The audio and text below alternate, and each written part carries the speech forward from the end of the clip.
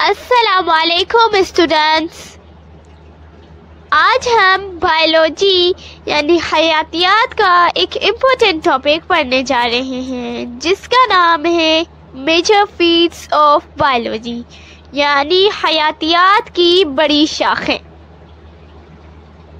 Biology یعنی کہ حیاتیات ایک ایسا علم ہے، ایک ایسی سائنس ہے جس میں ہم زندگی یعنی لائف کو سمجھتے ہیں، لائف کے بارے میں اسٹڈی کرتے ہیں۔ تو چلیے شروع کرتے ہیں آج کا ٹاپک بغیر وقت ضائع کیے۔ Major fields of biology. Major fields of biology یعنی حیاتیات کے وہ شعبے جن میں ہم زندگی کے مختلف پہلوؤں کا تفصیل سے مطالعہ کرتے ہیں۔ زندگی یعنی لائف کے ڈفرینٹ پہلوؤں کا تفصیل سے مطالعہ کرتے ہیں، اسٹڈی کرتے ہیں۔ حیاتیات یعنی بائیولوجی کی وہ فیلڈز، وہ شعبے جن میں ہم لائف کے ڈفرینٹ پہلوؤں کا تفصیل سے مطالعہ کرتے ہیں، اسٹڈی کرتے ہیں، انہیں کہتے ہیں میجر فیلڈز آف بائیولوجی۔ اب بائیولوجی کا کیا مطلب ہے؟ بائیولوجی کیا ہے؟ بائیولوجی کا مطلب ہے علم حیاتیات یعنی زندگی کا علم، زندگی یعنی لائف کا علم۔ اب زندگی کا مطلب، لائف کا مطلب صرف انسان نہیں ہے، صرف ہیومن انسان نہیں ہے، بلکہ اس میں پودے یعنی پلانٹس، جانور یعنی اینیملز، چھوٹے جاندار یعنی کہ مائکرو آرگینزمز جیسے وائرس، بیکٹیریا، حتیٰ کہ سمندری مخلوق بھی، یعنی کہ وہ مخلوق، وہ لیونگ آرگینزمز جو سمندر میں رہتے ہیں، سی میں رہتے ہیں، وہ بھی زندگی میں شامل ہیں۔ اب یہ تمام چیزیں، انسان، پودے، جانور، مائکرو آرگینزمز، سمندری مخلوق، یہ تمام چیزیں زندگی کے دائرے میں آتی ہیں۔ اب چونکہ زندگی کا دائرہ بہت وسیع ہے، زندگی کا یعنی لائف کا دائرہ بہت وسیع ہے، اس لیے بائیولوجی یعنی علم حیاتیات زندگی کے علم کو ڈفرینٹ فیلڈز، مختلف شاخوں میں تقسیم کیا گیا ہے۔ بائیولوجی کو ڈفرینٹ فیلڈز میں ڈیوائڈ کیا گیا ہے کیونکہ زندگی کا دائرہ بہت وسیع ہے۔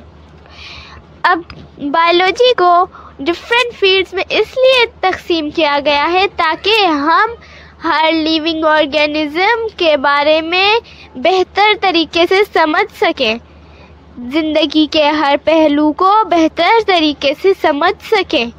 اسی لیے بائیولوجی کو ڈفرینٹ فیلڈز یعنی مختلف شاخوں میں تقسیم کیا گیا ہے، ڈیوائڈ کیا گیا ہے۔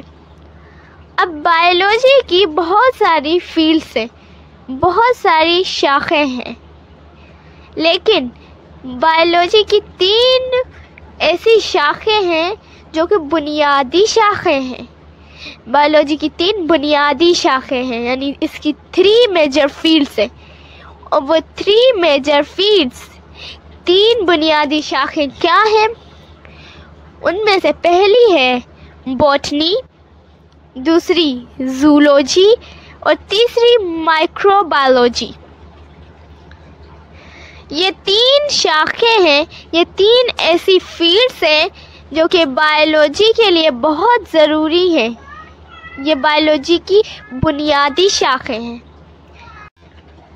باٹنی۔ اب باٹنی میں ہم کن لیونگ آرگینزمز کے بارے میں اسٹڈی کرتے ہیں۔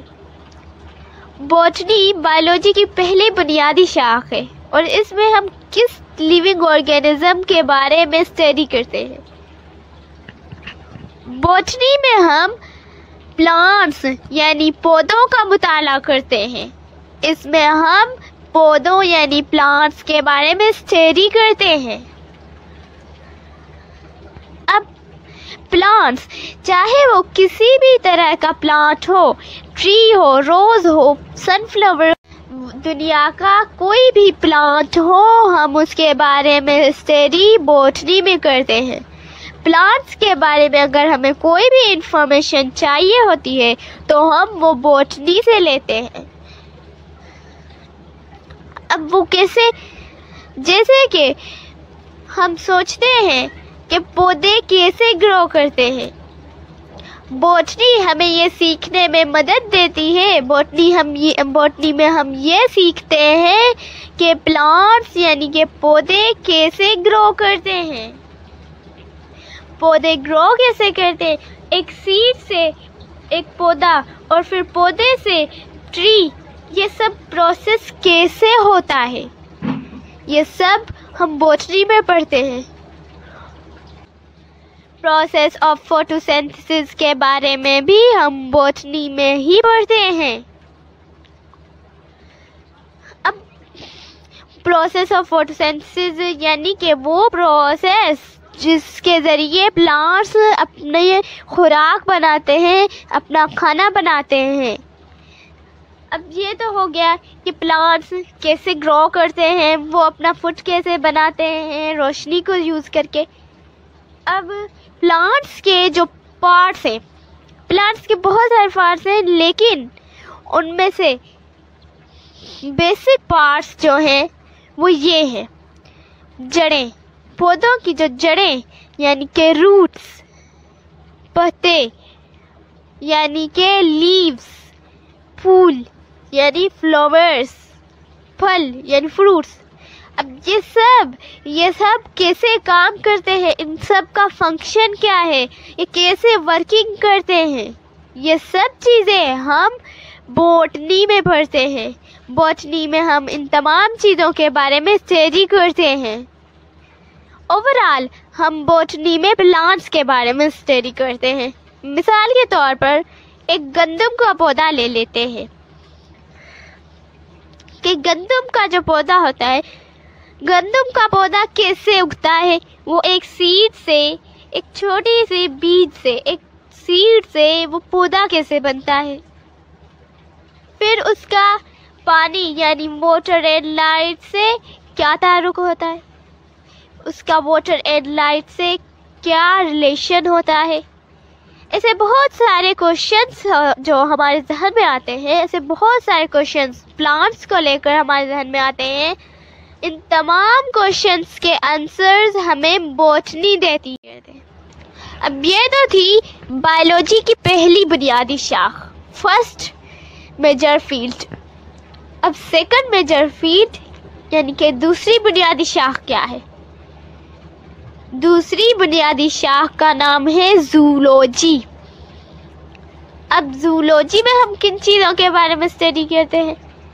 बॉटनी में तो प्लांट्स के बारे में, जूलॉजी में हम एनिमल्स यानी जानवरों के बारे में, एनिमल्स के बारे में स्टडी करते हैं। एनिमल्स में ह्यूमंस भी शामिल हैं। एनिमल्स ओवरऑल हम एनिमल्स के बारे में जूलॉजी में स्टडी करते हैं।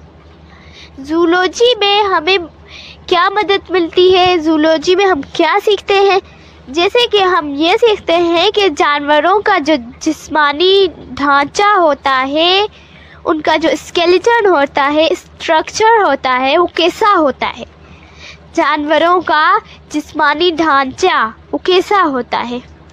फॉर एग्जाम्पल जैसे कि आप ये देख रहे हैं कि ये लॉयन का जो जिस्मानी ढांचा होता है वो कैसा होता है, ऐसे इंसान का जिस्मानी ढांचा कैसे होता है, ऐसे मतलब हर लिविंग ऑर्गेनिज्म का, फिर उसके अंदर जो स्ट्रक्चर है वो सब हम जूलॉजी में स्टडी करते हैं।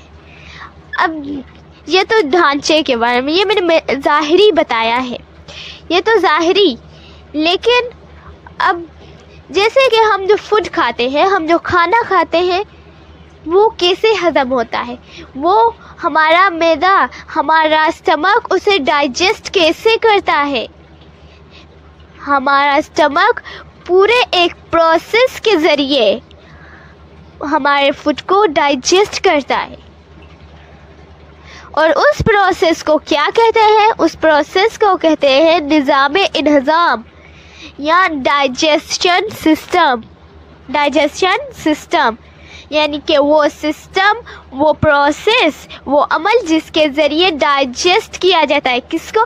فوڈ کو ڈائجسٹ کیا جاتا ہے. اب دوسرا، جیسے کہ ہماری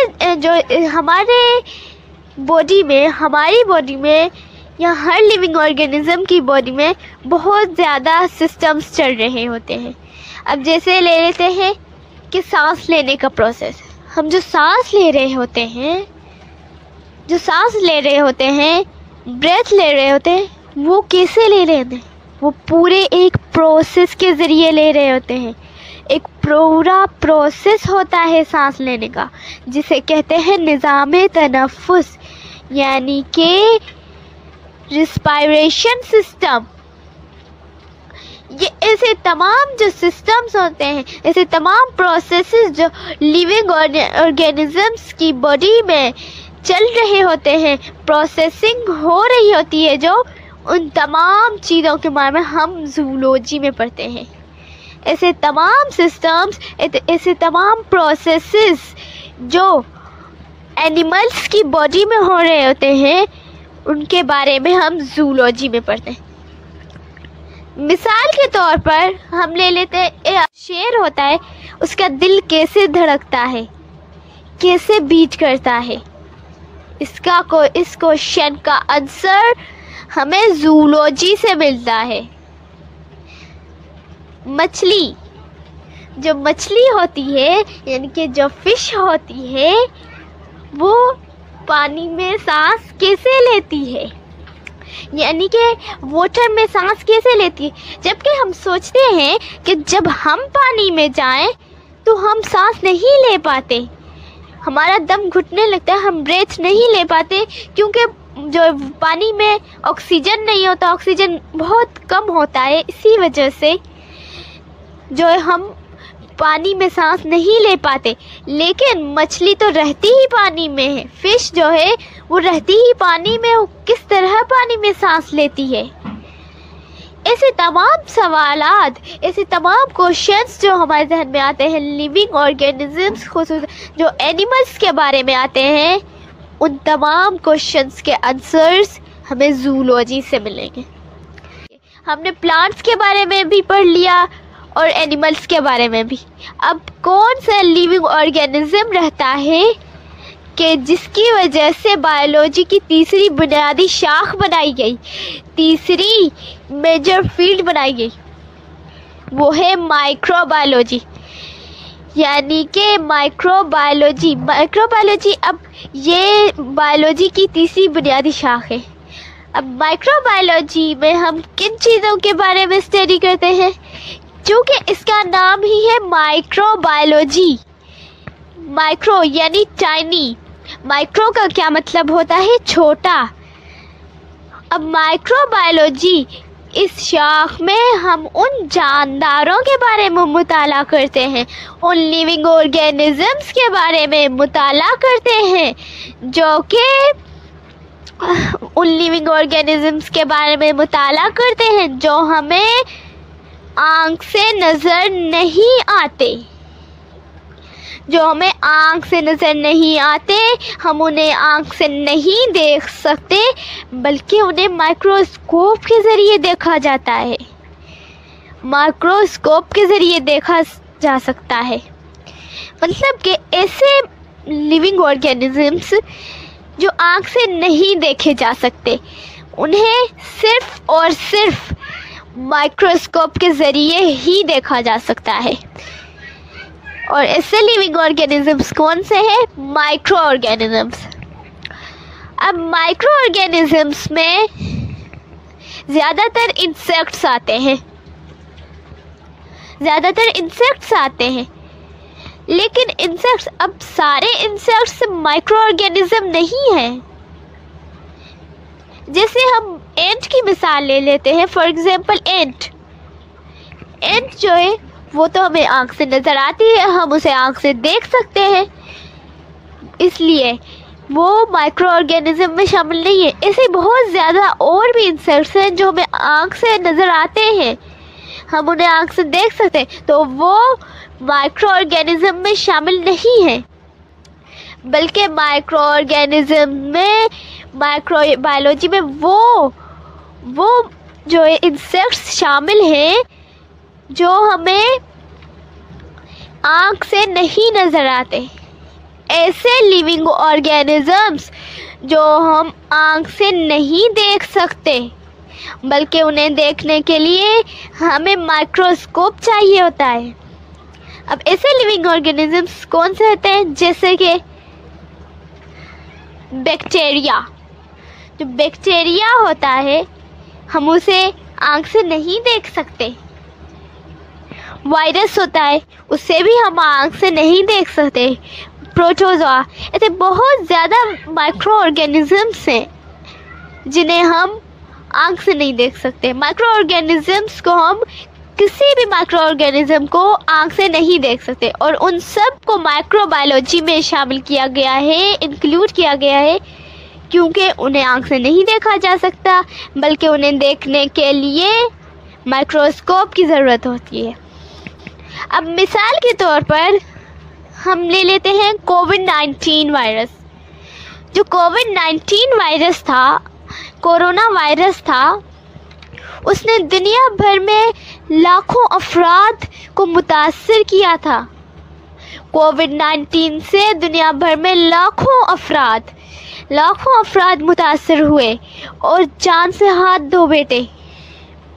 دنیا کی معیشت, صحت کے نظام اور روزمرہ کی زندگی پر بہت گہرا اثر پڑا. اس کا کووڈ-19 کا بہت گہرا اثر پڑا تھا دنیا کی معیشت میں.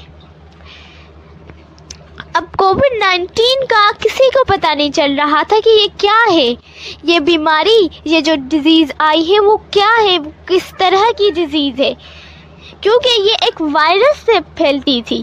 یہ ایک ایسی ڈیزیز تھی جو وائرس سے پھیلتی ہے. اب کووڈ-19 جو ہے یہ ایک وائرس تھا. اسے سائنٹسٹ نے بلڈ سیمپل لیا, بلڈ کو مائکروسکوپ کے ذریعے دیکھا تو وہاں نظر آیا کہ یہ ایک وائرس ہے. کووڈ-19 کیا ہے؟ ایک وائرس ہے جس کا تعلق مائکرو بایولوجی سے ہے. کووڈ-19 چونکہ ایک وائرس تھا اسی لیے اس کا تعلق مائکرو بایولوجی سے ہے, اور پھر مائکرو بایولوجی کی مدد سے ہی سائنٹسٹ نے کووڈ-19 کو ختم کرنے کے لیے ویکسینز تیار